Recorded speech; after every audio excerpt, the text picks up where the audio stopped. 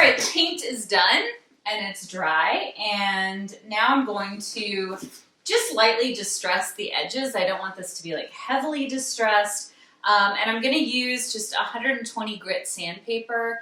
It's not so fine that I'm going to have to work really hard to get any paint off, but it's not going to leave any kind of scratchy finish in the paint, which is, you know, I don't want that. So I'm just going to rub it along the edges, and the idea is I'm just taking off some of the paint to let this really beautiful wood show through.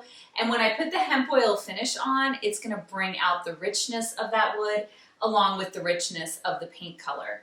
And you want to distress in places where a piece is naturally going to be distressed. So I don't want to put a big distress mark like right in the middle of the piece of furniture. It drives me nuts when I see that, like a big orbital sander mark like right in the middle. It looks very unnatural. You want to do it along the edges, anywhere where a hand is going to be touching the piece a lot. Also around the feet of pieces are usually pretty dinged up, and that's because from vacuum cleaners, those will ding the bottoms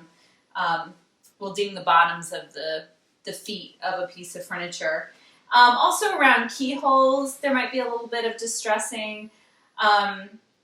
It does take a bit of practice to get a look that's organic, but it's always a better idea to start kind of minimally, and then you can always distress more, as opposed to taking an orbital sander to the piece and having it really roughed up and then realizing you took it too far. So use a fine grit sandpaper, a very light touch, and just start with the edges and places like around keyholes, maybe around hardware, and then go from there.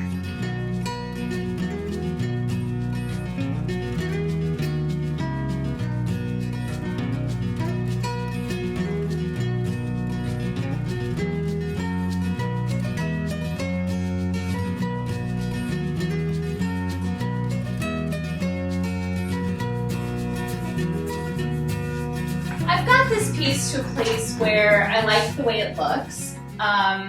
I kept rolling back and looking at it, especially as I was nearing to the end, just to take in the overall look, to make sure there's nothing that's like distracting or looks really unnatural, and also to make sure I didn't miss any places. The sides and the top, I just ran over very lightly with the sandpaper just to smooth out the surface, but I really didn't like work on it and distress any areas. I kept all that mostly to the front, to the details, along the bottom, and then along any edges. And so now I'm gonna run the vacuum, clean it all up, and then I will do the hemp oil finish.